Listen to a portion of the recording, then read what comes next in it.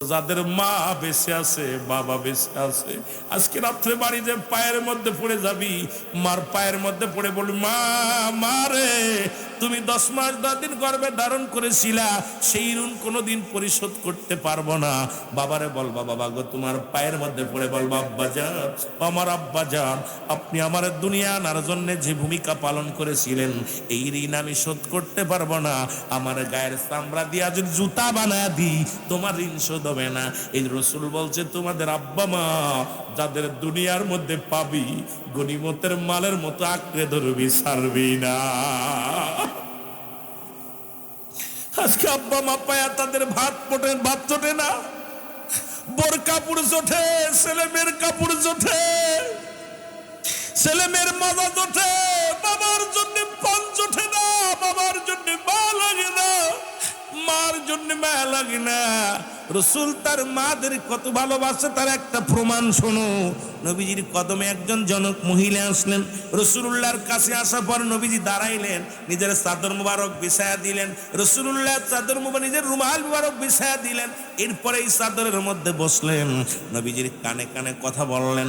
এবার যখন উঠে দাঁড়াইলেন, রসুল উঠে দাঁড়াইলেন, যতক্ষণ পর্যন্ত এই মহিলা রসুলের চোখের আড়াল না হলো, রসুল ততক্ষণ পর্যন্ত তাকায়া তাকায়া চোখের পানি ছাড়তে লাগলো। সাহাবীরা বলে, ইয়া রাসূলুল্লাহ, ইয়া হাবিবাল্লাহ, এই জনক মহিলা কে গো, যার সম্মানে আপনি দাঁড়াইলেন, যার সম্মানে আপনার চাদর মোবারক বিছায়া দিলেন? আমার নবী কয়, সাহাবীরা রে, তোমরা চেনো না, উনি আমার দুধমা হালিমাতুস সাদিয়া। আমার রসুল দুধমাকে কেমন সম্মান করেছে, ভালোবেসেছে। আজকে আমরা সেই সন্তান, দুনিয়ার মধ্যে থাকতে 14টা হক, মোট 14টা হক। আপনি আব্বা মার 14টা হক যদি আদায় না করেন, তোর বাবার লগে তোর সম্পর্ক থাকবে না। বাবার হক যদি মার হক না আদায় করে মারা যাও, কিয়ামতের ময়দানে কঠিন আযাবের সম্মুখীন হয়ে যাবা। জীবিত থাকতে 7টা হক, ইন্তেকালের পরে 7টা হক। এই জীবিত থাকতে যে মুসলমান ইন্তেকালের পরে যে 7টা হক, তার মধ্যে 1 নাম্বার হলো তাদের জন্য মাগফিরাত কামনা করা, 2 নাম্বার তাদের জন্য সবর রেসানি করা, 3 নাম্বার হলো মুসলমান তাদের দিন আদায় ঋণ পরিশোধ করা, 4 নাম্বার হলো মুসলমান, শুনে নাও, তাদের ওসিয়াতগুলো পালন করা।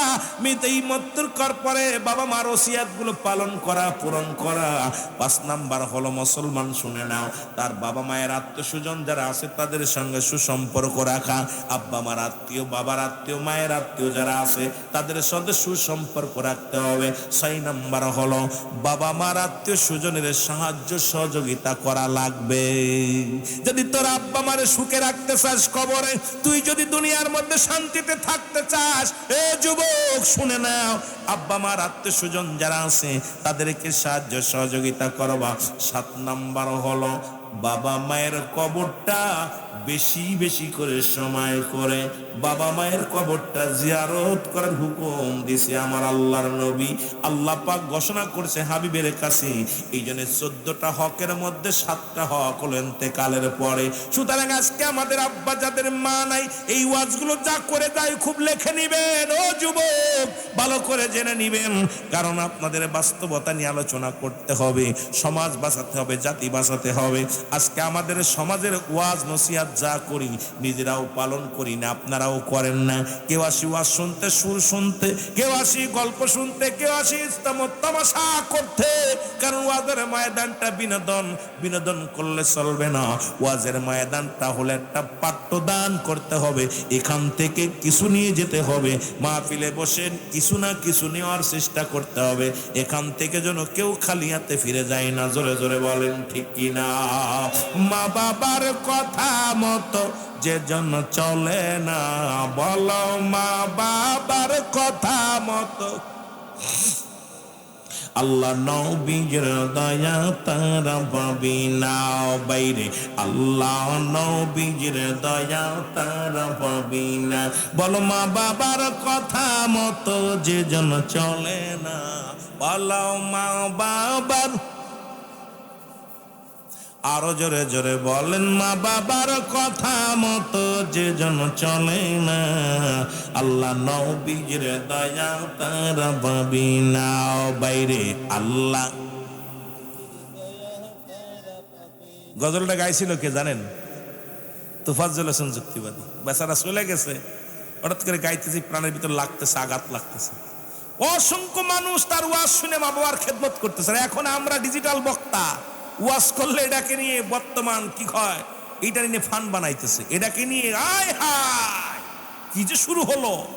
আর এই মানুষটা তো এত কোরআন হাদিস দিয়ে আলোচনা করতো না। আলোচনার মধ্যে মানুষ দেখ ঘুষ ছাড়ছে, সুদ ছাড়ছে, মা বাবার প্রতি অনুগত্য হয়েছে, মা বাবার প্রতি প্রেম ছিল তাদের, কারণ সেই ওয়াজে ছিল তাসির, সেই ওয়াজে ছিল প্রেম। আর আমাদের ওয়াজ এখন ডিজিটাল।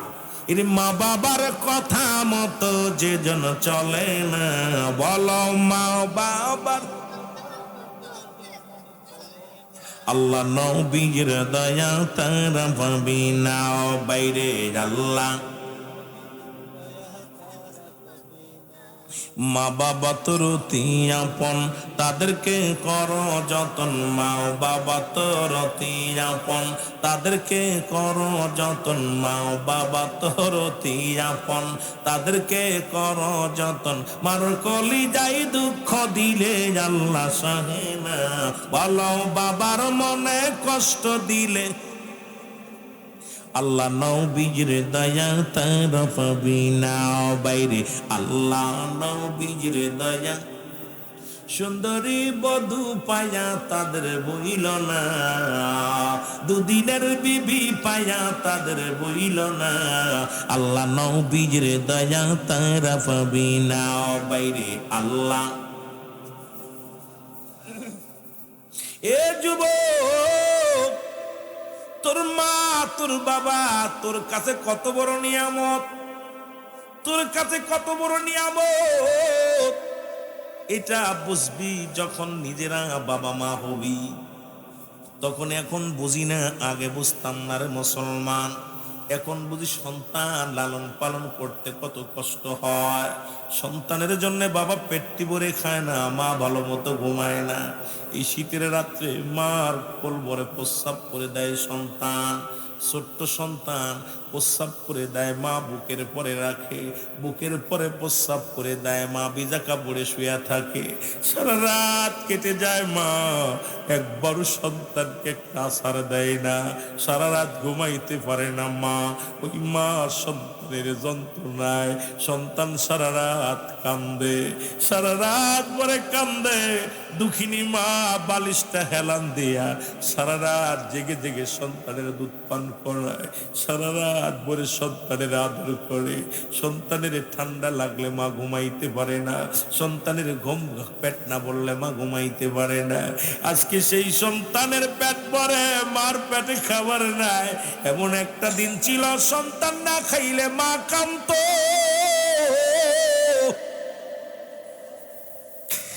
আজকে সেই সন্তান মা না খেয়ে আছে, সন্তান খবর নাই না।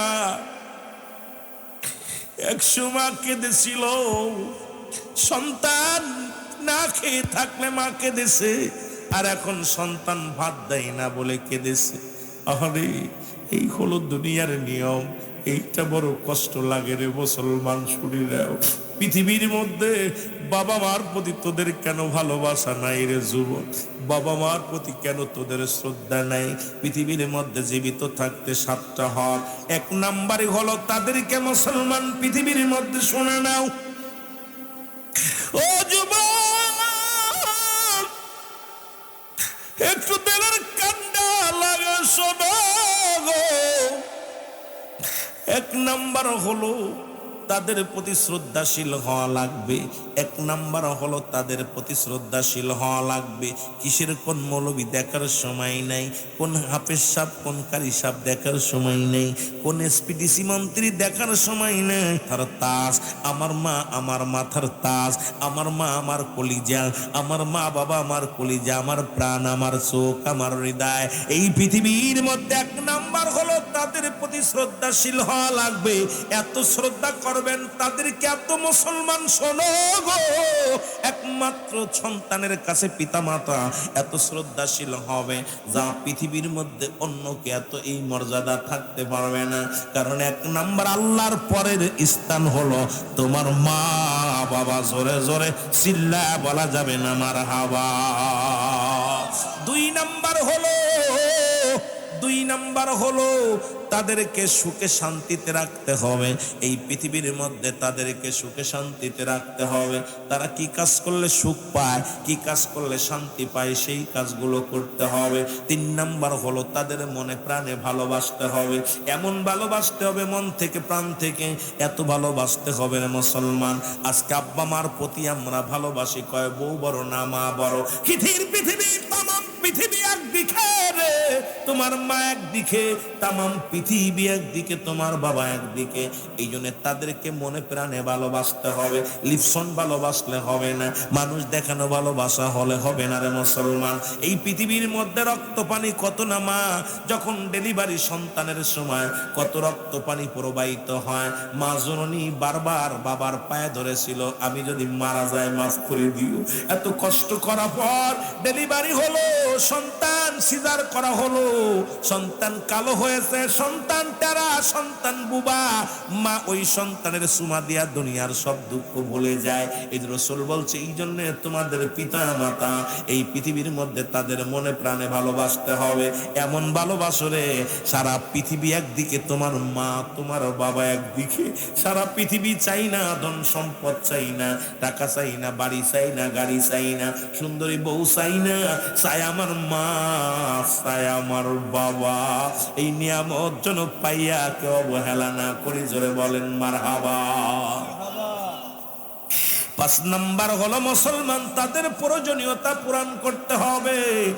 ছয় নাম্বার হলো মুসলমান তাদেরকে পৃথিবীর মধ্যে তাদের কথা মেনে চলতে হবে, তাদের কথার বাইরে যাওয়া যাবে না। মুসলমান শুনে নাও, শুনে নাও। সাত নাম্বার হলো তাদের সঙ্গে যোগাযোগটা ঠিক রাখতে হবে। সুতরাং আব্বা মার সঙ্গে যোগাযোগ ঠিক রাখা লাগবে। বাবা মার মনে কষ্ট দেওয়া যাবে না। এমন ভাবে আমাদের এমন সন্তান আছে, মাসের পর মাস চলে যায়, সপ্তাহের পর সপ্তাহ চলে যায়, আব্বা মার খবর নিতে পারি না, খোঁজ নিতে পারি না। আর এই জায়গাটা যদি তুমি ঠিক না রাখতে পারো, তোর নামাজ বরবাদ, তোর রোজা বরবাদ। আগে মাকে সান্ত্বনা দে, বারে বাবারে সান্ত্বনা দে। আব্বা মা যদি একবার রাজি হয়ে যায়, রব্বে কারীম তোর উপরে রাজি খুশি হয়ে যাবে। জোরে জোরে চিল্লায় বলা যাবে না মারহাবা। ওরে মা বাবার কথা মতো যে জন চলে না, বলো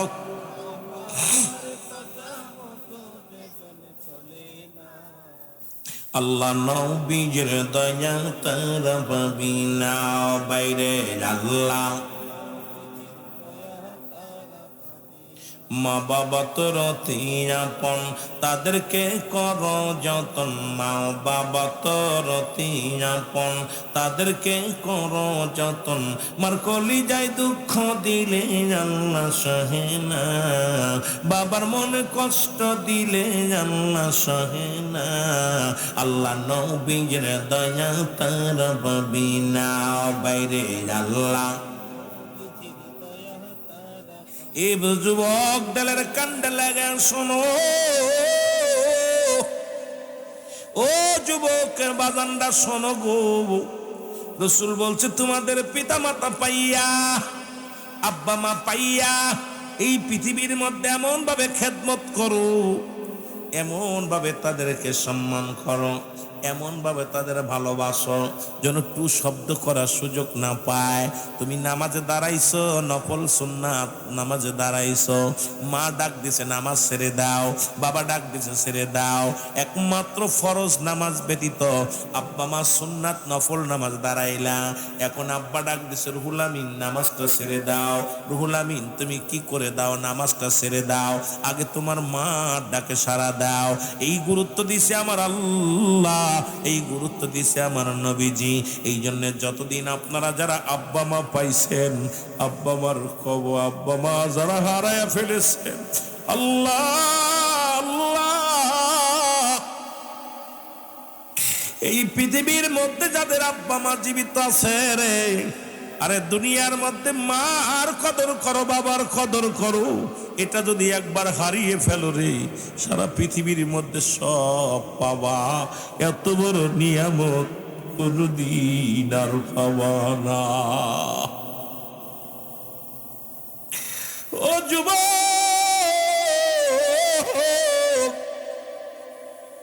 যাদের আব্বা মা নাই, আগামীকাল ফজরের নামাজটা শেষ করে মা বাবার কবরের পাশে দাঁড়াইয়া ইস্তেগফার পড়িয়া সূরা ফাতিহা 3 বার পড়িয়া সূরা ইখলাস 10 বার দুরূদ শরীফ 11 বার কয়েকবার পাঠ করিয়া কবরের পাশে দাঁড়াইয়া চোখের পানিগুলো ছেড়ে ছেড়ে ডাকবে আর বলবে রব্বির হামহুমা কামা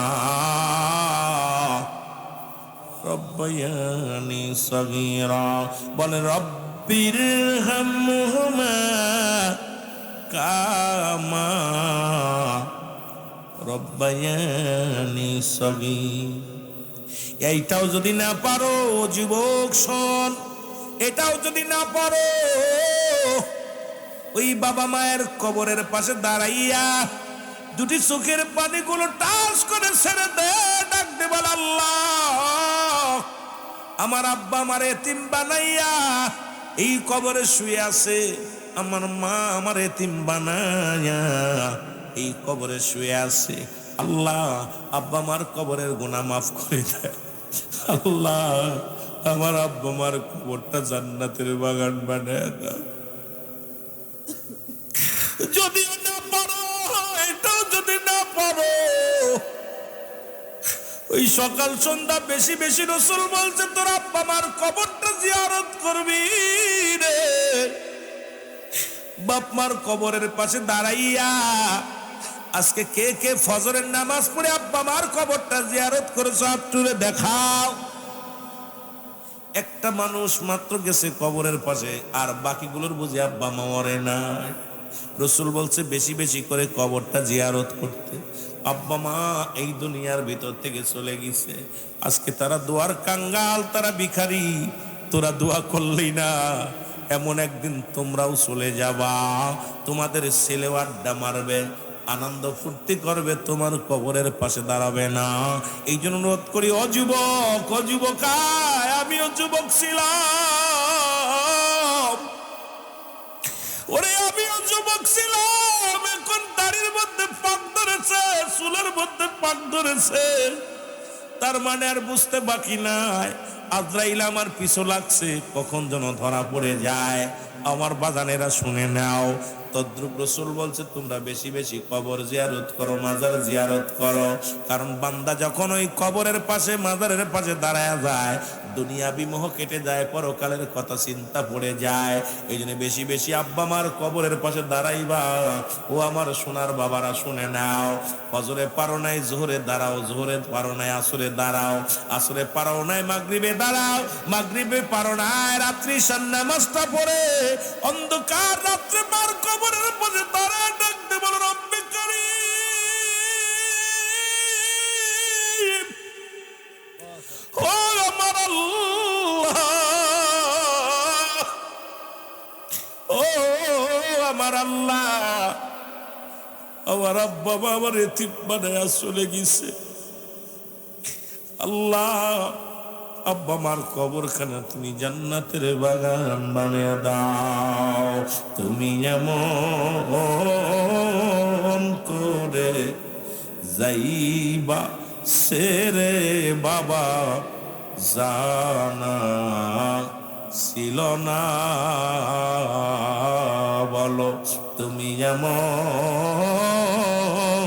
করে যাইবা সেরে মাগো জানা। আমি দেখা গেলাম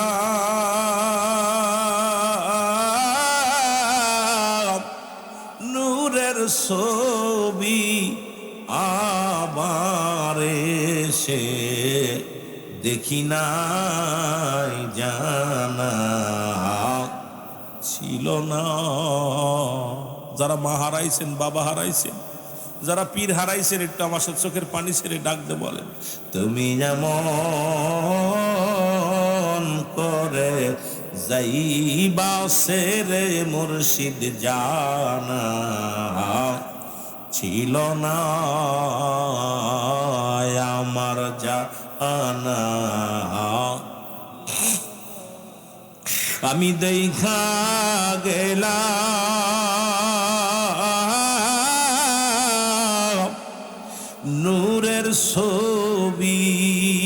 আমি দেখা গেলাম নূরের ছবি আবার এসে আয় হায় ফিরে এসে দেখি নাই জানা ছিল না আমার জানা একই ডালে দুটি পাখি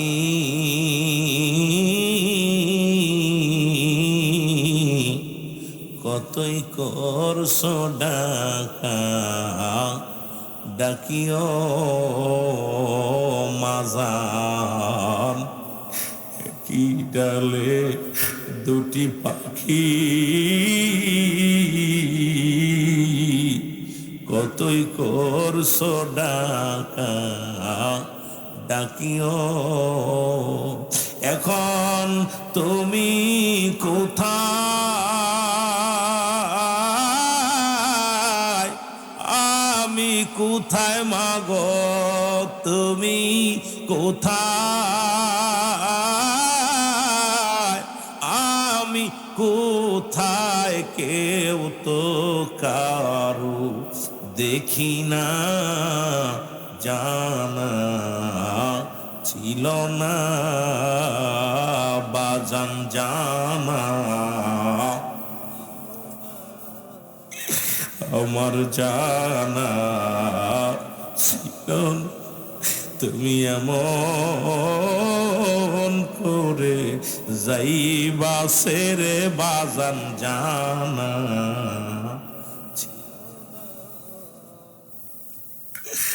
আত্মাতে আত্মা মিশায়া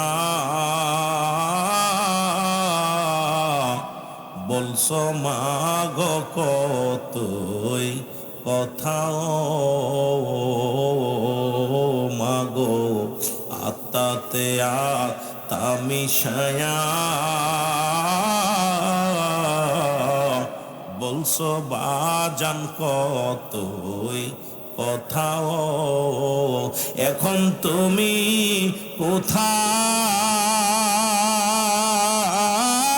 কোথায় আমি কোথায় মাগো তুমি কোথায় আমি কোথায় কেউ তো কারু দেখি না জানা আরো জোরে বলেন জানা এই দুনিয়ার মুসলমান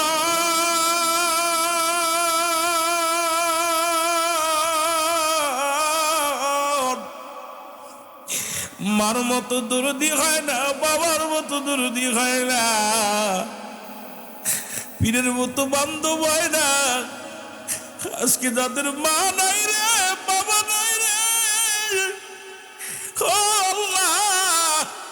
সামনে রমজান মাস শীতের রাত্রে মা উঠাইয়া দিত সেহরি খাইতাম মা ইফতার গুছাইয়া দিত খাইতাম আজকে মাও নাই বাবাও নাই কে আর ডাক দিবে রে সেহরি খাইতে কে আর ডাক দিবে ইফতার করার জন্য কে আর মুখ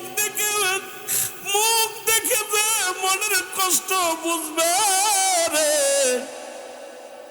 ছেলে চাই সম্পদ বিবি চাই ভালোবাসা মেয়ে চাই সম্পদ মা চাই শুধু একমাত্র সন্তানের সুখ বাবা চায় একমাত্র সন্তানের সুখ আজকে এমন দরদি যাদের নাই আল্লাহ আল্লাহ সেই আব্বা আমার কবরখানা তুমি জান্নাতের বাগান বানিয়ে দিও জোরে জোরে চিল্লায় বলা যাবে না মারহাবা মহব্বতের সঙ্গে দুরূদ শরীফ পড়েন আল্লাহুম্মা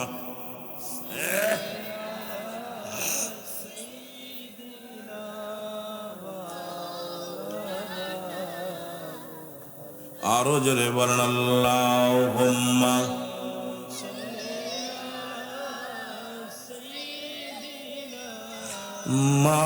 মাওলানা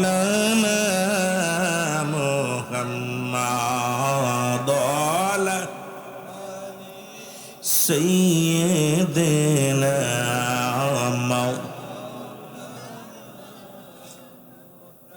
এই দুনিয়ার মুসলমান শুনে নাও, এই জন্য যাদের আব্বা মা বেঁচে আছে আমি অনুরোধ করব বাবার পা দুইখানা জড়ায় ধরবে, জড়ায় ধরে বলে আব্বা জান জীবনে যত ভুল করেছি ক্ষমা করে দাও। মার পায়ের মধ্যে পড়ে যাবি, চাবি মাপ মাগো মাফ করে দাও। যদি আব্বা মা মাফ করে দেয় তোর কপাল বালা, আর যদি মাপ না করে তোর কপাল মন্দ। তোর মতো কপাল পোড়া মানুষের দোয়া কবুল হবে না, রোজা রেখে কাজ হবে না, যাকাত দিয়ে কাজ হবে না। এ মুসলমান, বাইতুল মুকাররমের খতিম হইলেও কাজ হইতো না। আব্বা মারে যদি সন্তুষ্ট না রাখতে পারো, কত না বাবা মার কত ধমক দিয়ে কথা বলছ, বাবা মার অবাধ্য হইয়া কত অন্যায় করছ। বাড়ি যাইয়া মায়ের পায়ের নিচে পড়ে যাও, বাবার পায়ের নিচে পড়ে যাও। এই দুইটা জায়গা ঠিক রাখো আর ইবাদত করো আমার আল্লাহর। মৃত্যুর পরে পরে তুমি হবে জান্নাতি, তুমি হবে জান্নাতি, তুমি হবে জান্নাতি। ও যুবক, দিলের কান্ডা লাগা শোনো, 5 নাম্বার নবীজি বলছে এই সব 5 নাম্বারের ভিতর বয়ে থাকলে রাত শেষ হইব। এই বিস্তারিত আলোচনা করতে যাইয়া সময় চলে যাবে রে যুবক। 5 নাম্বার হলো নবীজি বলছে মাহে রমাজান মাস, এই মাসটাও গনিমতের মালের সঙ্গে তুলনা করছে। এই মাসটা পাইয়া খবরদার রোজা ছাড়বি না। এই মাস পাইয়া এ মুসলমান একটা তারাবি ছাড়বি না। এই মাসটা পাইয়া গুনার কাছে যাবি না। এই মাসের মধ্যে ও যুবক, এই মাসের মধ্যে কুরআনুল কারীম নাজিল হয়েছে। এই মাসের মধ্যে মুসলমান লাইলাতুল কদর আছে।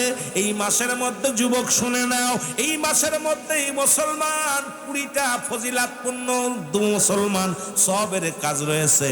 এই মাসের মধ্যে ইফতার আছে, এই মাসের মধ্যে রোজা আছে, এই মাসের মধ্যে সেহরি আছে, এই মাসের মধ্যে সদকা আছে। রাসূল বলছে এই মাসটা গুরুত্বপূর্ণ, এই মাসটা যেন গনিমতের মালের মতো। এই মাসটা পাইলে আঁকড়ে ধরবা। এই মাসটা পাইয়া ও মুসলমান শুনে নাও, রাসূল বলছে এই মাসটা যখন কোনো মুমিনের সামনে আসবে, এই মুমিন যেন এই মাসটাকে এমন ভাবে আঁকড়ে ধরে, কোন রকম কোন আমল যেন না ছাড়ে, মুস্তাহাব আমলটাও যেন না ছাড়ে। এ মুসলমান শুনে নাও, শোনো, এই মাসটা যদি কোনো ব্যক্তি একটা মুস্তাহাব আমল করলো, অন্য মাসে একটা মুসলমান সুন্নাতের সমতুল্য হবে। এই মাসে যদি কোনো ব্যক্তি একটা সুন্নাত আমল করে, ওই মাস অন্য মাসের ফরজ আমলের সমতুল্য সওয়াব হবে। এই মাসে যদি 1 টাকা কোনো ব্যক্তি দান করে, অন্য মাসে 70 টাকা দান করলে সেই সওয়াব হবে। এই জন্য রাসূল বলছে এই মাসটা গুনাহ মাফের মাস। এই মাসটা হলো মুমিনের জন্য বড় মাস, নিয়ামত মাস। এই একবারে বললাম রজব মাস হলো আল্লাহর, শাবান মাস হলো আমার নবীর, আর এই রমাদান মাস হলো নবীর উম্মতের। সুতরাং এই মাসটা পাইয়া কপাল পুরারা হোটেল বন্ধ হয় না। এই মাসটা পাইয়া এই মাসে রোজা রাখে না। এই মাসটা পাইয়া দান সদকা করে না। এই মাসটা পাইয়া তারাবি পড়ি না। এই মাসটা পাইয়া এ মুসলমান আসলে বেপনা লিপ্ত হয়ে যায়। এই মাসটা পাইয়া, এই মাসের মধ্যে শয়তানের পায়ে শিকল বন্দী রয়েছে। এই মায়ের রমাদান মাসটা পাইয়া, এই মাসটা জাহান্নামের দরজাগুলো বন্ধ আছে। এই মাসটায় মুসলমান জান্নাতের দরজা খোলা। এই মাসটা কবরের আযাব আল্লাহ দিছে মাফ করিয়া রে মুসলমান। এই একটা মাস কবরে কোনো আযাব হবে না। এই সুন্দর মাস পাইয়া এই কপাল পোড়া মানুষেরা এই গনিমতের মালের মতো আঁকড়ে ধর। যত আমল আছে এগুলো কর, আরো বাড়তি কর, কোরআন তেলাওয়াত কর, সূরা কিরাত পড়, ইবাদত বন্দেগী কর। এই 11টা মাস থাকবে তোর জীবনে। একটা মাস ভালো করে ফসল বোন, একটা মাস ভালো করে আবাদ কর। একটা মাসের মধ্যে লাইলাতুল কদর খস। এই মাসটার মধ্যে কোরআন তেলাওয়াত কর। এই মাসটার মধ্যে সদকাতুল ফিতরা আদায় কর।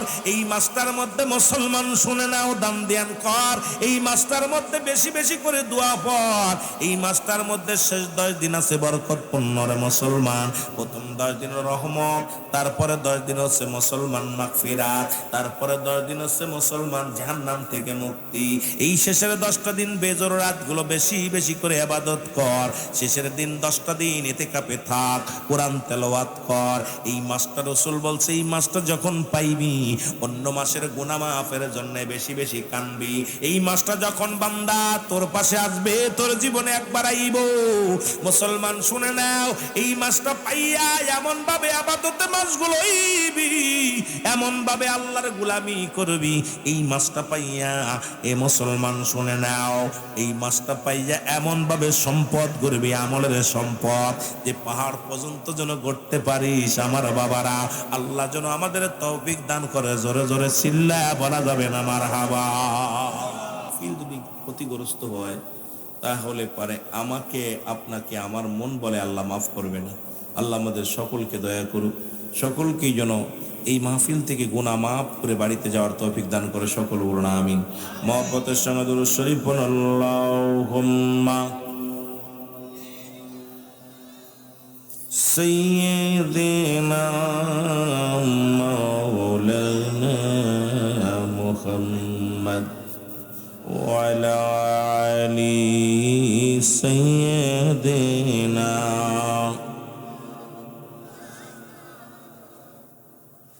এ ভাইরা আমার, বন্ধুরা আমার, আল্লাহ রাব্বুল আলামিন রিয়াজুল জান্নাহ বেহেশতের বাগান, এই জান্নাতের বাগানে আসার মতো বসার মতো সুযোগ দান করল।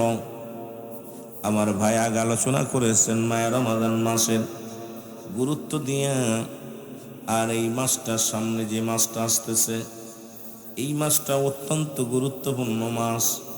যে মাসটা আমাদের সামনে আছে রহমত মাগফিরাত নাজাত নিয়ে, সেই রমাদান মাস আমাদের জন্য, মুমিনের জন্য বরকতপূর্ণ মাস।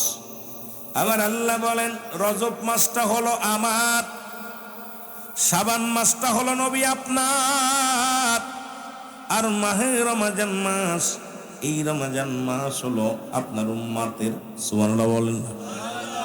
সুতরাং আমাদের রব্বে কারীমের মাস রজব মাস যখন আসলো, এই মাসটা যখন আমাদের থেকে বিদায় হয়ে গেল, ওই মাসটা ছিল রব্বে কারীমের জন্য।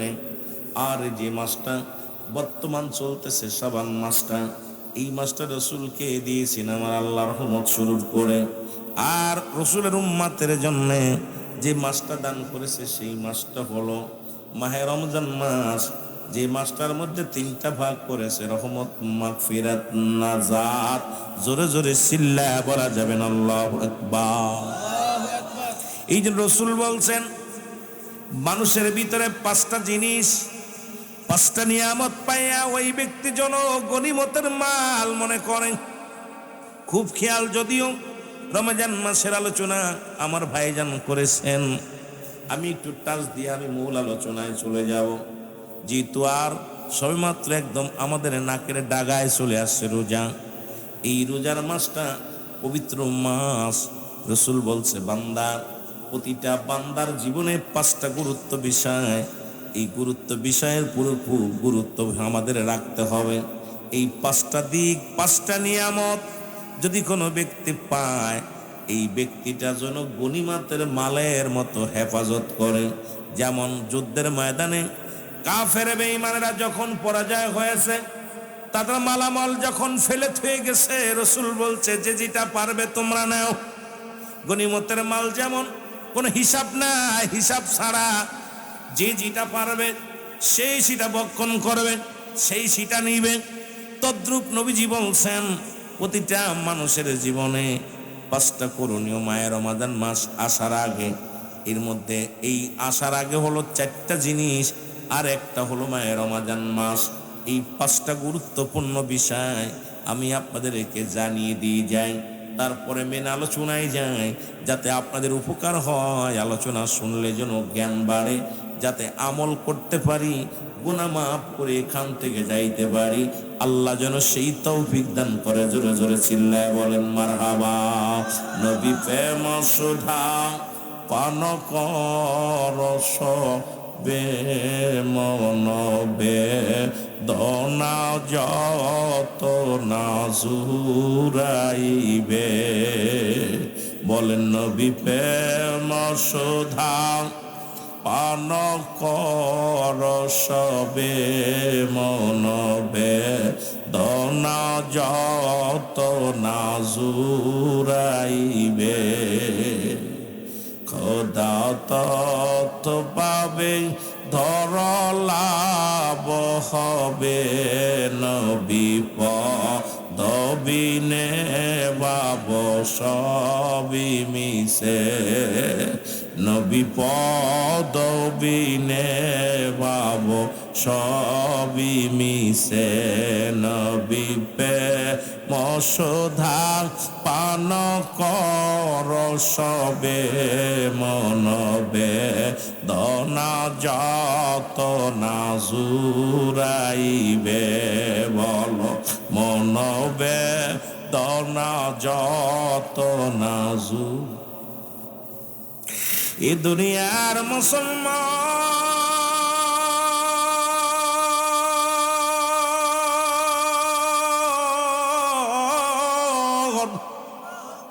রাসূল বললেন পাঁচটা জিনিস তোমরা গনিমতের মালের মতো তোমরা ধরো গো। ও যুবকদের কান্ডা লাগা শোনো, তার মধ্যে এক নাম্বার হলো তোমার যৌবন কাল। এক নাম্বারে হলো যৌবন কাল। এই যৌবন কালের গুরুত্ব দিছে আমার নবীজি বলছে, ও বন্ধু শুনে নাও, এই যৌবন বয়সের ইবাদত বন্দেগী আল্লাহর কাছে বড় প্রিয়, আমার মাওলার কাছে বড় প্রিয়।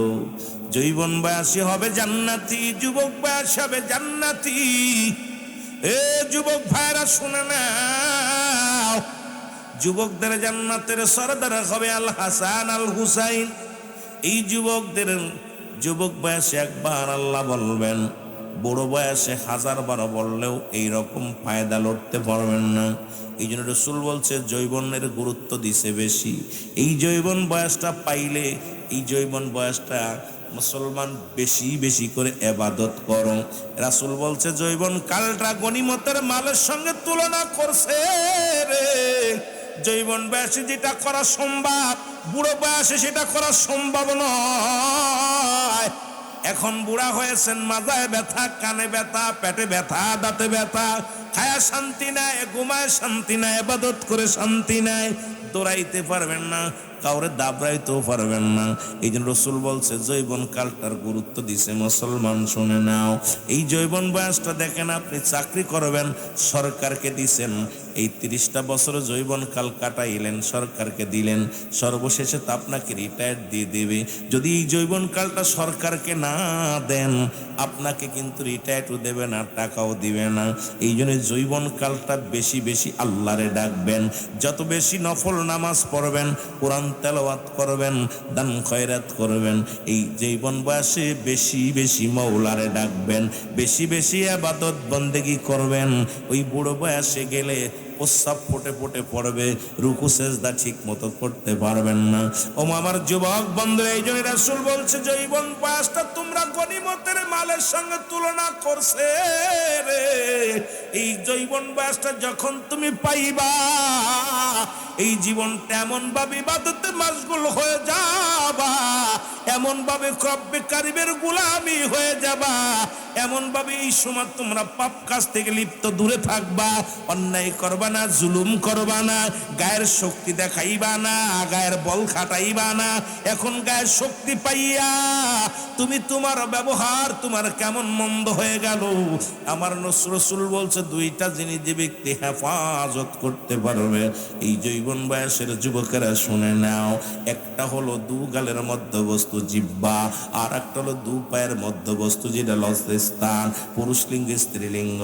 এই দুইটা জিনিস যে ব্যক্তি কন্ট্রোল করতে পারবে, আমি নবী তার হাত ধরে জান্নাতে নিয়ে যাব। এই যৌবন বয়সটা বারবার বলবে গুনাহ করতে, শয়তান ধোঁকা দিবে, তোমার ভিতরে শয়তান ওয়াসওয়াসা করবে, তোমাকে নামাজ থেকে ফিরায়া দিবে, তোমাকে আজকে মাহফিল থেকে ফিরায়া দিবে, তোমাকে মদের নেশা বানায়া দিবে, গাজার নেশা বাদশা বানায়া দিবে। এই যৌবনকালটা বন্ধু বান্ধব বেশি বানানো যাবে না। এই যৌবনকালটা যদি বন্ধু বান্ধব যারা বেশি বানাইছে তাদের জীবন নষ্ট হয়ে যাবে। বন্ধুরে ভালোবাসো কিন্তু বন্ধু বানায়ও না। যৌবনকালে বন্ধু বানাও তারে যে ব্যক্তি আযান দিলে মসজিদে ডাকে, যে ব্যক্তি কোরআন তেলাওয়াতের জন্য তোমারে তাগিদ দেয়, যে বন্ধু তোমারে ভালো পথের সন্ধান দেয়, যে বন্ধু তোমারে যদি যৌবনকালে বন্ধু বানাইলে হিসাব করে বানাইবেন। আমার রাসূল বলে, আবু বকর রে, পৃথিবীর মধ্যে যদি পৃথিবীর মধ্যে কাউকে বন্ধু বানাইতাম সেটা হলো তোমারে বানাইতাম, কারণ আমি বন্ধু বানাইছি আমার আল্লাহ রে। কারণ এই যৌবন বয়সটা আমি আবু বকর তোমারে ভালোবাসি, আমি আবু বকর তোমারে মায়া করি, মহব্বত করি, কিন্তু আমার বন্ধু আমার একজন, তিনি আমার রব। সুতরাং আমি আল্লাহর প্রেমে পাগল। এই জন্য আমরা বন্ধু বানাইবো কারে? আমরা বন্ধু বানাইবো আল্লাহ রাসূল রে। এখন দুনিয়ার বন্ধু বানাইয়া এই বন্ধুগুলো নিয়ে যাবে হিরোসি খাওয়ার জন্য, এই বন্ধুগুলো নিয়ে যাবে মদের আড্ডায়, এই বন্ধুগুলো নিয়ে যাবে মহিলাদের পাল্লায়, এই বন্ধুগুলো নিয়ে যাবে তোমারে কোথায় সোনার ঘাটের জমিনে ভালো চার বাগানে ঘুরতে, বন্ধুগুলো নিয়ে যাবে গানের প্যান্ডেলে, বন্ধুগুলো নিয়ে যাবে জুয়ার প্যান্ডেলে, বন্ধুগুলো নিয়ে যাবে গাজার প্যান্ডেলে। এই বন্ধু বানাও না, ভালোবাসো মানুষকে কিন্তু বন্ধু বানাও না। বন্ধু বানাও আমার আল্লাহরে, বন্ধু বানাও আমার রাসূলকে, বন্ধু বানাও আল্লাহর ওলিদেরকে। এই জীবনটা তোমার ধন্য হয়ে যাবে। জোরে জোরে চিল্লায় বলা যাবে না আমার হাবা। বন্ধুর কথা পড়তে বইছেন, এই জন্যে আমিরুল আমিন সিদ্দিকী ছোট্টবেলা আমার ৭৭ জন ১৭৭ জন লেখাপড়া করছি একসাথে। খোদার কসম, এই যৌবন বয়সে এই কলেজে উঠা পর কোনো বন্ধু বানাইনি। ভালোবাসছি, ফ্রেন্ডকে খুব ভালোবাসছি, কিন্তু বন্ধু বানাইতে রাজি নয় তাদেরকে। কারণ দেখছেন এখন পড়তে বইছেন, বন্ধু ডাকছে দোস্ত আই দিয়ে যাই, বন্ধুর মন রক্ষা করতে পড়া বন্ধু। বসছেন এখন বাবা ডাকছে, বাবা মক্কা তো যাও, বন্ধু বানাইছেন তারা ডাক দিল দোস্ত বাজারে যেতে বি। এখন বন্ধুর মন রক্ষা করতে যা চলে যাবে না। আপনি ভালোবাসেন কিন্তু বন্ধু সবাই রে বানানো যাবে না। বন্ধু বানাইছেন তো জীবনটা শেষ। এই যৌবন বয়সে যারাই অন্যকে এই হিসাব করে বন্ধু বানাই নাই, তার জীবনটা বরবাদ। এটার পরে আলোচনা করলে ঘন্টা ৩-৪ করতে পারবো, কিন্তু এত তো আপনাদেরকে এখন জনগণ যদি বেশি হয় আস্তে আস্তে আলোচনার মধ্যে মজা পাবো। যে অনেক ভালো লাগছে যে মাঠে অনেক লোক এসে গেছে, আরো বাকিগুলো আসবে। তো দেখছি যে আসার পর মাত্র 3 জন মানুষ বসে আছেন, মনটাও খারাপ ছিল। চিন্তা করলাম, নিজেরও ঘুম আসছে, তারপরও দেখলাম, চিন্তা করলাম না এলাকার মানুষগুলো বালা, যদিও অপেক্ষায় ছিল। যেহেতু পরিচালক সাহেব মাইক ধরে বলছে আপনারা আসেন, সঙ্গে সঙ্গে চলে আসেন, আল্লাহ কবুল করুক। এই জন্যই আমরা আজ থেকে প্রতিজ্ঞা করব, আহারে হালাল খোর বন্ধু বানাইব, সুদখোর, ঘুষখোর, জিনাখোর, ব্যভিচারখোর, দাড়ি চাচা এগুলোর সাথে বন্ধুতাই থাকবে না। জোরে বলেন ঠিক কিনা? মনে থাকবে? বন্ধু প্রেম করছে, বন্ধুরে সাক্ষী নেই, কয় দোস্ত আয়। বন্ধুর মন রক্ষা করতে তুমি জীবন শেষ। ওই বদমাইশের পাল্লায় পড়ে তোর লেখাপড়া জীবন শেষ। হাজার জীবন চলে গেছে। এই জন্য যৌবন বয়সে রাসূল যৌবন বয়সে আর গুরুত্ব দিচ্ছে, বাস্তবতা নিয়ে আলোচনা করতে হবে। আমিরুল আমিন সিদ্দিকী বাস্তববাদী বক্তা। আর এত দূর থেকে আমার বাড়ি মাগুরা, আপনার থেকে প্রায় ৬০০ কিলো দূরে, এত দূর থেকে আসছি আপনাদের মাঝে। আসার পর যদি কিছু কথা, কেন সিদ্দিকী সাহেবের জবান দিয়ে শুধু হক কথাই বাইর হবে, কেন তেলবের ওয়াজ করা আমি শিখি নাই, করতেও পারি না, সম্ভবও না। তবে আমার কথা হলো, কে কষ্ট পেলো আর না পেলো কিচ্ছু যায় আসে না। এমন বন্ধু বানাইবো যে বন্ধু আখেরাতের আমার উপকারে আসবে, যে বন্ধু আমার দুনিয়ার আখেরাত দুইটাই কাজে লাগবে। কিন্তু আমরা এমন বন্ধু বানাবো না যে আমার চলার পথে, আমার বসার পথে, আমার সারা জিন্দেগির, আমার জীবন সব সর্বনাশের মূল হয়ে দাঁড়াবে। আজ থেকে ওই সমস্ত বন্ধুদেরকে আমরা কি করব? তালাক দিব। রাজি আছেন তো? রাজি আছেন? আপনি এই যে কথাটা বললাম, আপনি হিসাব করে চলেন, আপনি একটা সোনার মানুষ হয়ে যাবেন।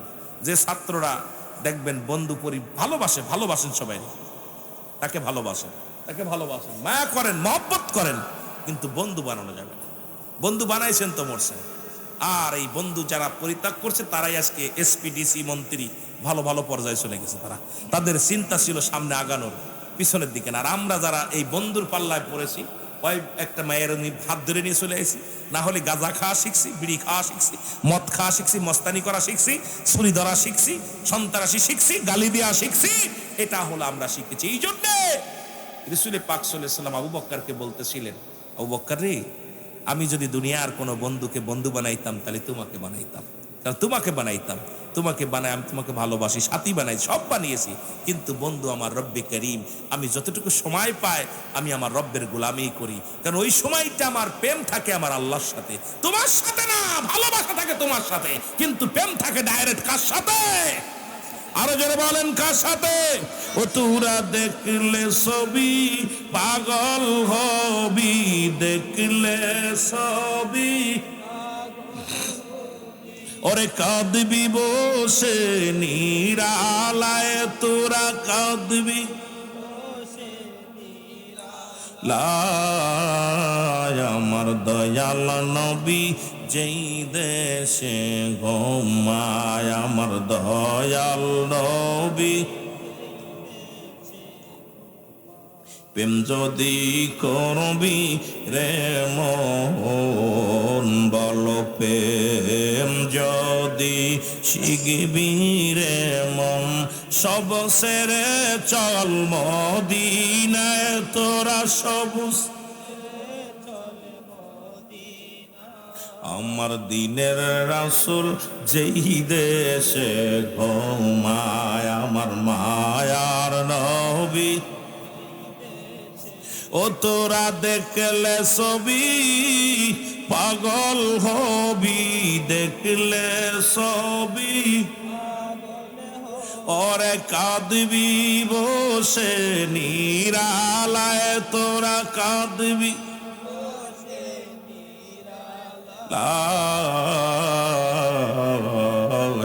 আমার জিন্দা নবী যেই দেশে ঘুমায়, আমার দয়াল উম্মতের কান্ডারি নবী, আমার উম্মতের কান্ডারি নবী, আমার কাঁদিতেছেন নিরালায়, কাঁদিতেছেন নিরালায়, আমার দয়াল নবী যেই দেশে ঘুমায়, আমার দয়াল। এই দুনিয়ার মুসলমান,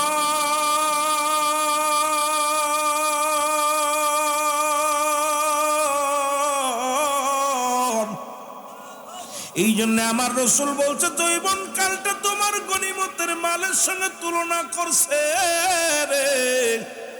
যখনই সময় পাবে নফল নামাজ পড়ো, যখনই সময় পাবে তুমি কিতাব পড়ো, যখনই সময় পাবে কোন প্রেমিকার পলে পড়িয়া ফোন টিপা বন্ধ করে এই সময় একটু জিকির করো, কারণ বুড়া হয়ে এন্তেকাল করবা এমন কোনো গ্যারান্টি নাই।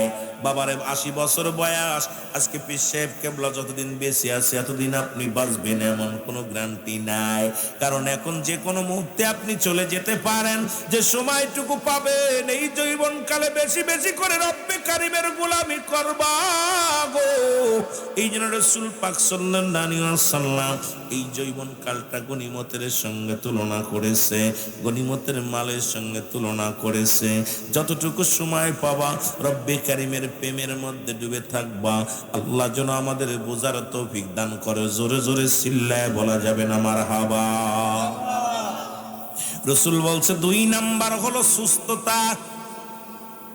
সুস্থ দেহ, পৃথিবীর মধ্যে দেহ যার ভালা সব তার ভালা। রাসূল বলছে 2 নাম্বার হলো সুস্থতা, জীবনের সবচেয়ে বড় একটা নিয়ামত। মুসা আলাইহিস সালাম ডাকতে বলে রব্বে কারীম, ও আমার আল্লাহ, আমার আল্লাহ গো, আপনি যদি মুসা হন আমি যদি আল্লাহ হই গো, আমার কাছে আপনি কি চাইবেন? আল্লাহ কয় মুসা রে, কোশ্চিন কালো তুমি আল্লাহ হতে পারবা না। মুসা নবী কয় আমার আল্লাহ শোনেন গো, আপনিও কোশ্চিন কালো মুসা হতে পারবেন না। ধরেন আপনি আল্লাহ, আমি মুসা, আমি আল্লাহ, আপনি মুসা, আমার কাছে কি চাইবেন জানতে চায়? রব্বে কারিম ডাক দে কয় নবী মুসা রে, যদি তোমার কাছে তুমি যদি সত্যি প্রকৃত আল্লাহ হতে, তোমার কাছে চাইতাম আমি শারীরিক সুস্থতা। পৃথিবীর মধ্যে যারা দেহ ভালো সব ভালো, এই যে রসুল বলছে তোমাদের এই সুস্থতা একটা গনিমতের মালের সঙ্গে মুসলমান তুলনা করেছে। তুমি সুস্থ আছো, তুমি এই বেশি বেশি আল্লাহরে ডাকো, সুস্থ আছো বেশি বেশি শুকরিয়া আদায় করো, সুস্থ আছো নামাজ পড়ো, সুস্থ আছো কোরআন তেলাওয়াত করো, সুস্থ আছো মা বাবার খেদমত করো, সুস্থ আছো পীর মুরিদের খেদমত করো, সুস্থ আছো দুনিয়ার মধ্যে ভালো কাজ করো, সুস্থ আছো জিকির আজগার করো। যখন তুমি অসুস্থ হয়ে যাবা, যার মাথায় জ্বালা তার শান্তি নাই, যার পেটে ব্যথা তার শান্তি নাই, যার জন্ডিস তার শান্তি নাই, যার কিডনি গেছে তার শান্তি নাই, যার পেটে ব্যথা তার শান্তি নাই। এই রসুল বলছে সুস্থতা একটা বড় নিয়ামত, এই নিয়ামতটা পাইয়া গনিমতের মালের মতো এই সুস্থ জীবনটা তুমি বেশি বেশি ইবাদত করো, সুস্থতা জীবনটা তুমি রব্বে কারিমের সঙ্গে প্রেম লাগাও, দুনিয়ার প্রেম ছেড়ে দাও, রব্বে কারিমের গোলামি করো। যদি আল্লাহর কাছে কিছু পাইতে চাও, সুস্থ জীবনটা হলো তোমার গনিমতের মালের সঙ্গে ব্যবহার করেছে। তুমি যত সুস্থ থাকবা, লেখাপড়া বেশি করবা, সুস্থ থাকবা, মা বাবার খেদমত বেশি করবা, সুস্থ থাকবা, মাহফিলে বেশি বেশি আসবা, সুস্থ থাকবা, বেশি বেশি জিকিরি করবা। কারণ সুস্থ জীবন পৃথিবীর মধ্যে সবচেয়ে উত্তম। জোরে জোরে চিল্লায় বলেন ঠিক কিনা? রাসূল বলছে 2 নাম্বার হলো সুস্থতা। যারা অসুস্থ, যারা সুস্থ আছেন কত শান্তি আছে। একটু অসুস্থ যার দেহের মধ্যে, নামাজ পড়ে শান্তি পাচ্ছেন না, খেয়ে শান্তি পাচ্ছেন না, যার দেহে একটু গ্যাস আছে, গ্যাস, এই যে রোজার মাস আসতেছে, রোজা থাকবে না, গ্যাসের জন্য খাইয়ে শান্তি নাই, যার আপনার চোখই কম দেখে, সে ভালো মতো আপনাকে দেখতে পারে না, কিনা রে আহা কত যে অশান্তি। এই জন্য সুস্থতা যারা আছেন সবাই খেয়াল করবেন ওয়াজটা, কারণ আগেই বলেছি যেহেতু আইসি কিছু কথা বলি, কষ্ট হচ্ছে আপনাদের?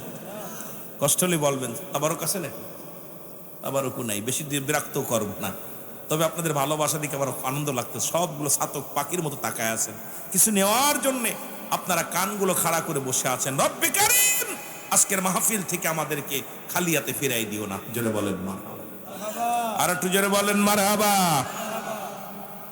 আমার ভাইরা, আমার বন্ধুরা, আমার রসুল বলছে 3 নাম্বার হলো ধন সম্পদ।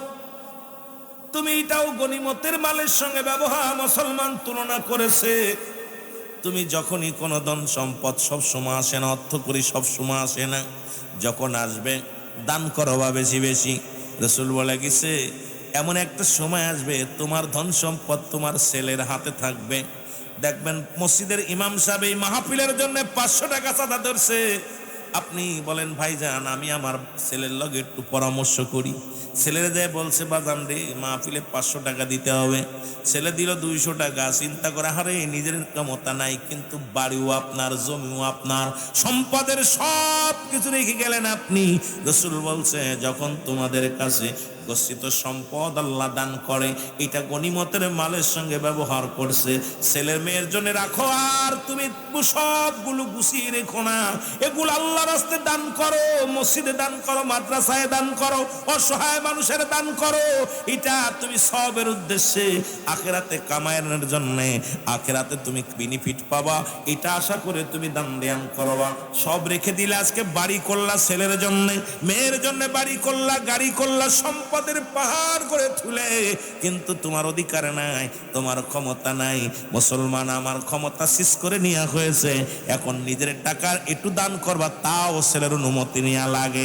মুসলমান নিজে বাজারে যাবেন ফকিরের মতো 200 টাকা চেতে হয়, ছেলের নিজের সম্পদ, নিজের বাড়ি, নিজের ঘর সব কিছু আপনার, এরপর ছেলের বলতে হয় বাজান রে আমি তোর বোনের বাড়ি যাবো, 100 টাকা দে, বাজারে যাবো 50 টাকা দে, বাবারে আমি কি কিনবো, পান কিনবো 10 টাকা দে।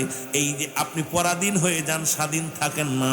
এই যে রাসূল বলছে যখন মানুষের কাছে, তোমার কাছে যখন অর্থ আসবে, যখন তোমাদের কাছে মাল সমমান আল্লাহ পাক দান করবে, এখান থেকে বেশি বেশি করে ওই গনিমতের মালের মতো তোমরা দান করো, দান করো আখিরাতের জন্য, আখিরাতের জন্য বেশি বেশি করে আল্লাহ রাস্তায় দান করো। এই তোমার সম্পদ তুমি দান করো, মসজিদে 10,000 দাও, মাদ্রাসায় দাও, রাস্তা করে দাও, মাহফিলে দাও, আল্লাহর দ্বীনের কাজে ব্যয় করো, অসহায় মানুষের পাশে দাঁড়াও। মুট করে শুধু রেখে দিলা, সব রেখে দিলা। আজকে যারা রাখছেন আমার কথাগুলো খুব খেয়াল করবেন। যদি আপনার এই কথা খেয়াল ভালো না লাগে বলবেন হুজুর আপনি রং করতেছেন। আজকে মুসলমান, আমার এই চাকরি করলাম ছেলে মেয়ের জন্য, সম্পদ করলাম আপনার ছেলে মেয়ের জন্য, ব্যবসা করলাম ছেলে মেয়ের জন্য। আপনার ইমাম সাহেব যে মসজিদ ইমামতি করে, এলাকায় বাড়ি কিন্তু ওই দরবারে যে ইমামতি করে, কিসের জন্য? পেটের জন্য, সম্পদ ছেলে মেয়েদের জন্য।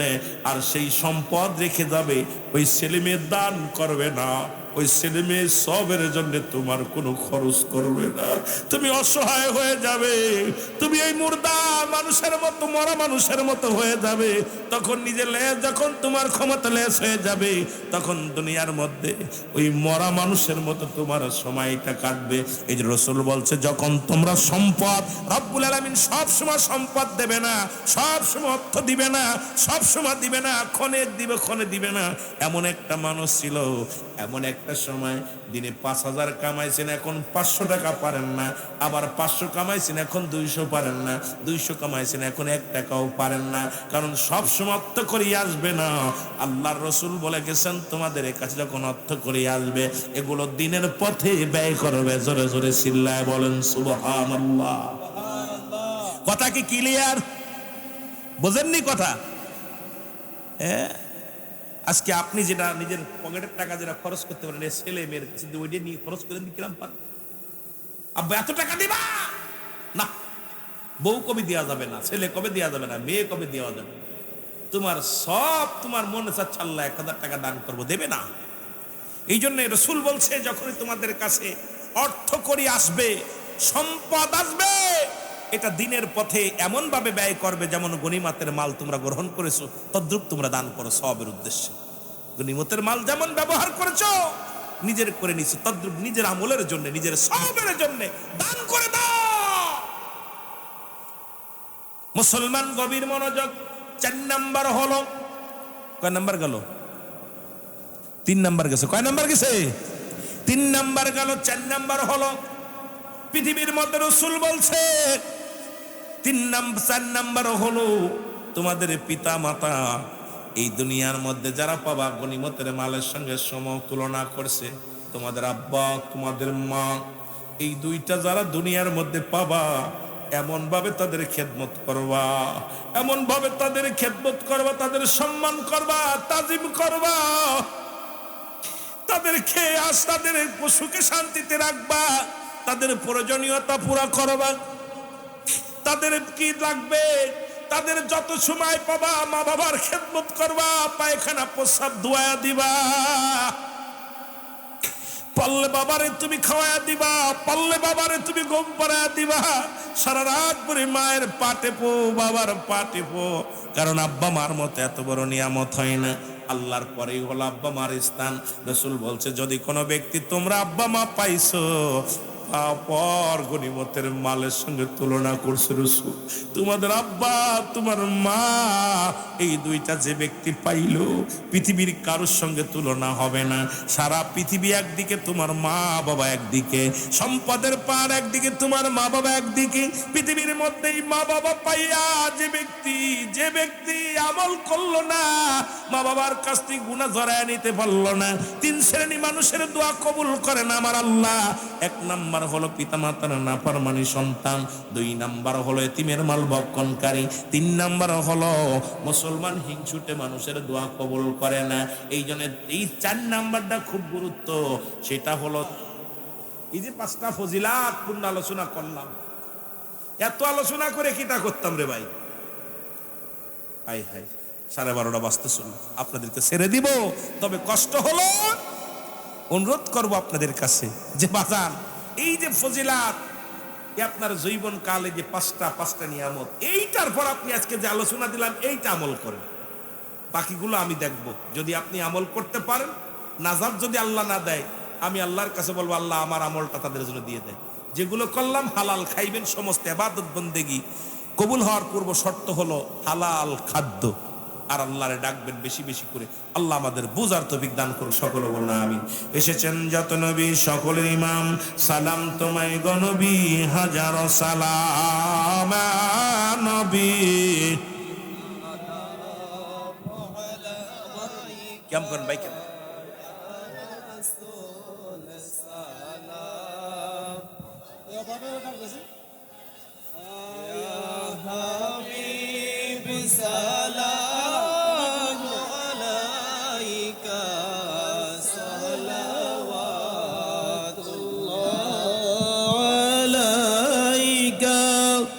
سيدي يا رسول الله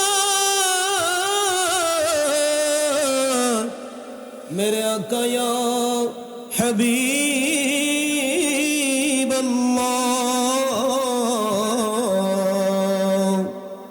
चाहता दिल जाने मदीना मेरे दिल में तमन्ना हो कसे मदीना जाना बकुल है दिल दीवाना या नबी सलाम अलैका या रसूल सलाम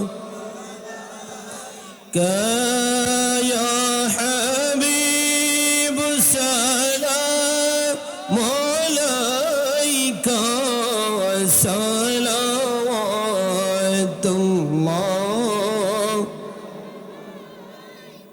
नबीजी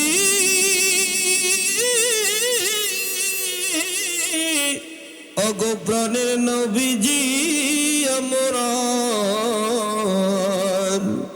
नबी गो मदीनार अली गलिते चाই যেমন সদাই যাইতে আপনার রওজাই আতহার দেখিতে প্রাণ ভরে সালাম দিতে ইয়া নবী সালাম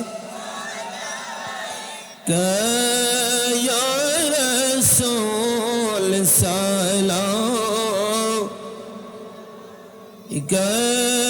या हबीब सलाम अलैका सलावतुल्लाह आल नबी असहाबी नबी और शुहदाए किराम गले बागे रिसालत बेला को सलाम मुस्तफा जाने रहमत बेला को सलाम शमोए बज में हिदायत बे जिनके हरी हरी आदा सुन्नते मुस्तफा ऐसे बीरे तरीक़त बेला को सलाम मुस्तफा जाने रहमत बेला को सलाम शमोए बज में हिदायत बे बजाय रब हमारा दुरूद और सलाम बरकत जद नबी फर अपने मुदम बलगल औला बिकमालिही कशफत तुजा बिजमालिही بلغ العلا بكماله كشف الدجى بجماله حسنت جميع خصاله صلى الله عليه وآله الحمد لله বলেন ভাই আপনাদের হাজিরা আমি অত্যন্ত খুশি